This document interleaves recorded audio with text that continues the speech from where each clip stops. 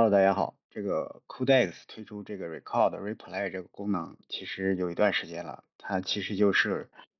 录制我们一段工作流，然后把它转成一个技能的一个过程。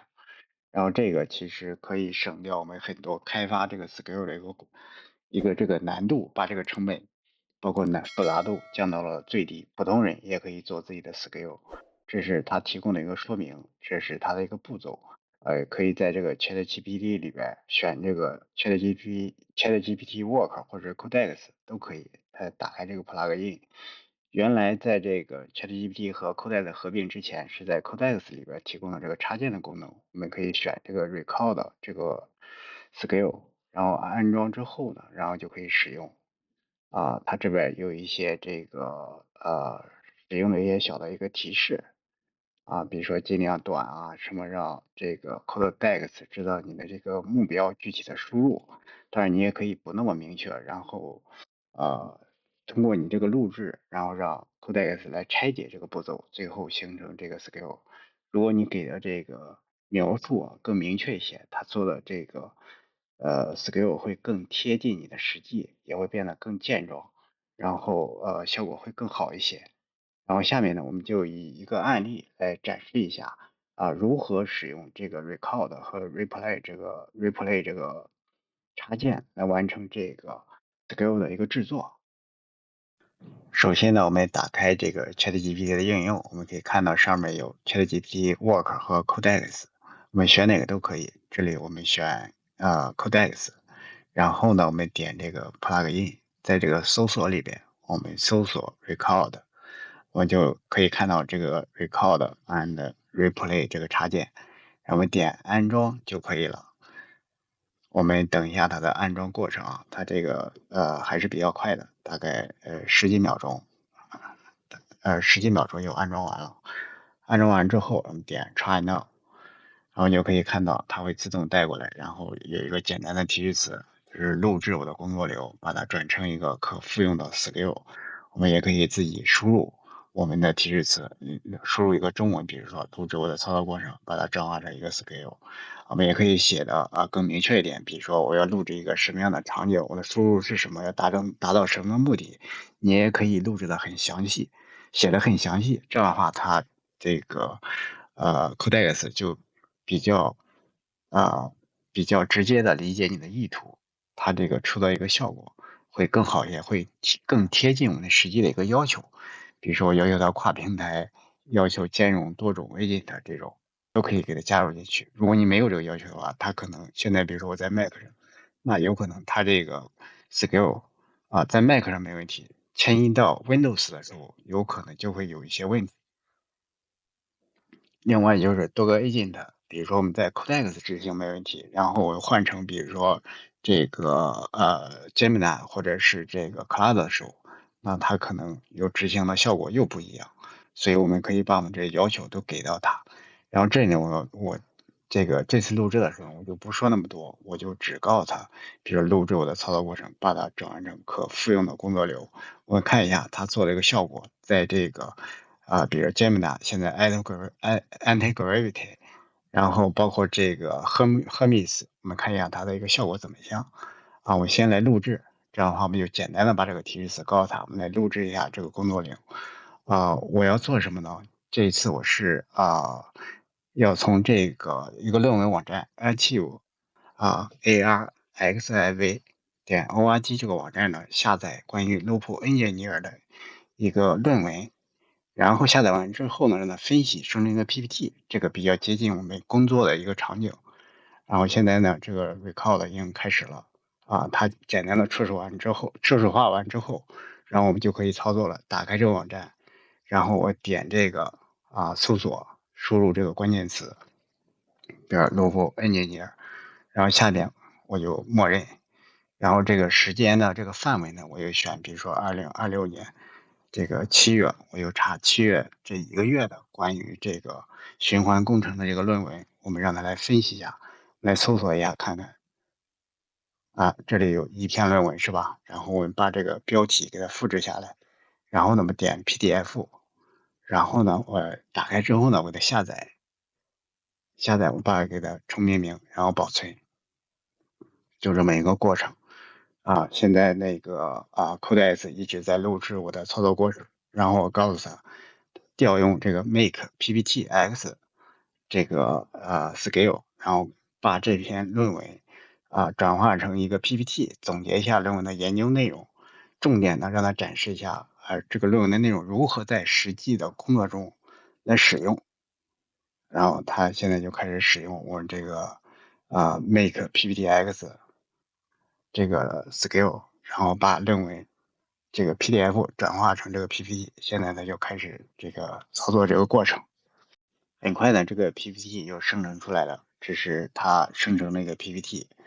当然我们那个 Make PPTX 这个 skill 是我们之前根据 Google 开源的这个 Design 点 MD，然后制作的一个风格的 PPT，它基本上根据我们这个风格来的，然后整体的这个效果还是可以的，我们可以来简单看一下，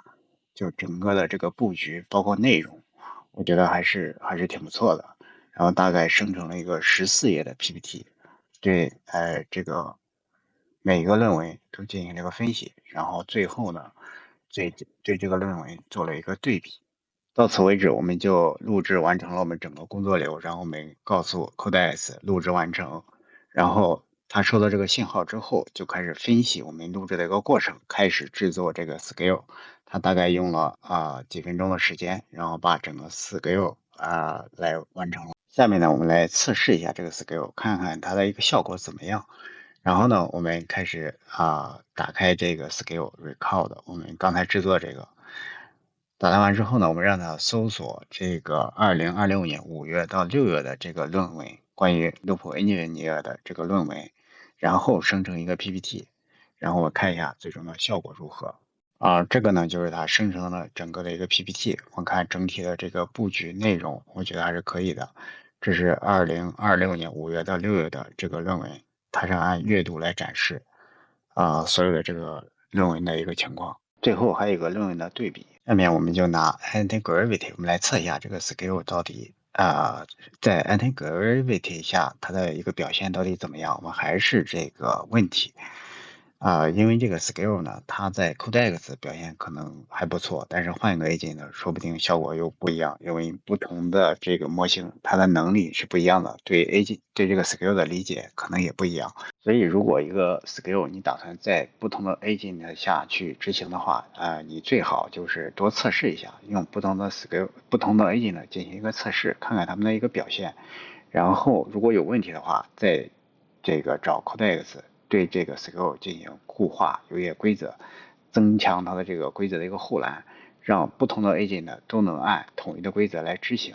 我看到这一次执行其实就有一些偏差，我们要查的是2006年5月到6月的论文，这里出现了7月份的论文。回看前面的这个执行过程，我们可以发现就是 Antigravity 它使用了 Web Search 就是它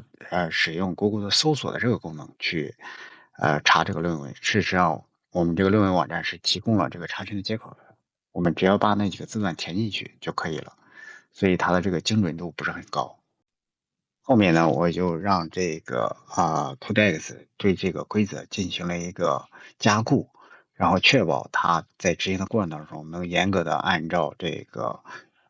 网站提供的这个查询接口去查询。我又做了2轮的优化，然后我们看一下最终的一个效果。这一轮我们可以看到它运行的一个结果就相对比较准确了。这一次它是查询了5月和6月，总共6篇论文，这个跟我们查询的结果是一致的。然后基于这6篇论文呢，它生成了我们最终的一个 PPT，我们来看一下最终的一个效果。